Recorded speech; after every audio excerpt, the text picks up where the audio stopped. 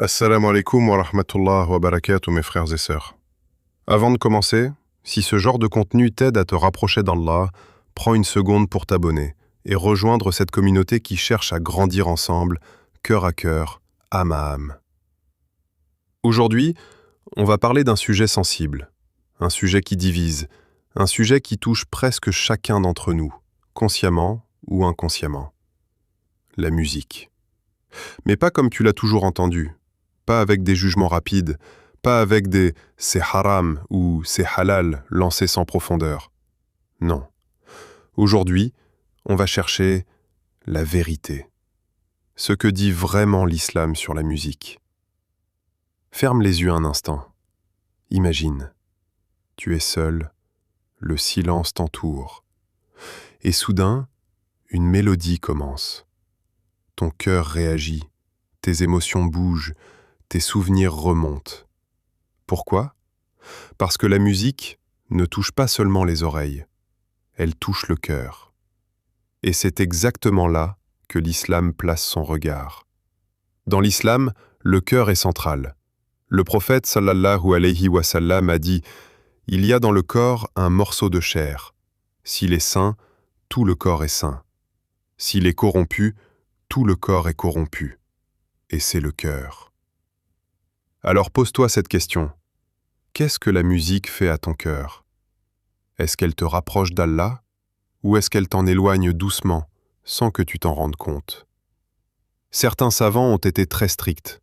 Ils se basent notamment sur des paroles rapportées où il est mentionné que certaines personnes rendront licites les instruments de musique. Et ils disent « La musique détourne du rappel d'Allah. Elle nourrit les passions. Elle endort la conscience. » Mais d'autres savants ont apporté des nuances.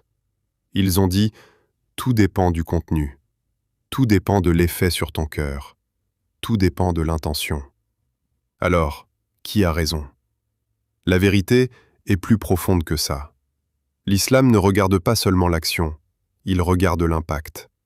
Allah dit dans le Coran, sourate Luqman, verset 6, « Et parmi les gens, il en est qui achètent de vains discours pour égarer hors du chemin d'Allah. » Certains savants ont interprété vains discours comme étant la musique. Mais réfléchis, est-ce que toute musique égare ou seulement celle qui t'éloigne d'Allah ? Il y a une chose qu'on oublie souvent. Ce n'est pas seulement ce que tu écoutes, c'est ce que ça produit en toi. Une musique peut te rendre nostalgique. Une autre peut te pousser vers le haram. Une autre peut éveiller des sentiments purs. Et c'est là que réside le vrai test. Imagine deux personnes. La première écoute une musique, et elle oublie la prière. Elle s'éloigne d'Allah. Elle nourrit ses désirs. La seconde écoute quelque chose de doux, et son cœur s'apaise. Elle se rappelle d'Allah. Elle médite sur la vie. Est-ce que ces deux situations sont identiques ? Non. Et l'islam est une religion de justice et de sagesse. Mais attention, il y a un piège subtil. Parce que Shaitan ne vient pas toujours avec quelque chose de clairement haram. Parfois, il vient avec quelque chose de pas si grave. Et petit à petit, ton cœur s'habitue. Ton lien avec le Coran diminue. Ton goût pour le zikr disparaît. Et sans t'en rendre compte, tu remplaces la parole d'Allah par autre chose. Pose-toi cette question sincèrement. Quand est-ce la dernière fois que tu as ressenti autant d'émotions en écoutant le Coran qu'en écoutant une musique ? Si la réponse te dérange, alors peut-être que ton cœur essaie de te dire quelque chose. Le Coran, ce n'est pas juste des mots. C'est une guérison. Allah dit, sourate Yunus, verset 57, « Ô gens, une exhortation vous est venue de votre Seigneur, une guérison pour ce qui est dans les poitrines. » Alors demande-toi, qu'est-ce que tu choisis comme guérison pour ton cœur ? L'islam ne vient pas pour te priver, il vient pour te protéger. Protéger ton cœur, protéger ton âme, protéger ta relation avec Allah. Et parfois, ce qu'on aime n'est pas forcément ce qui est bon pour nous. Mais écoute bien ça. Le but n'est pas de tout arrêter du jour au lendemain. Le but, c'est de prendre conscience, de faire un pas, puis un autre. Peut-être remplacer certaines musiques par du Coran, par des anachides sans instrument, par des paroles qui te rappellent Allah. Petit à petit, ton cœur va changer. Et un jour, tu écouteras le Coran.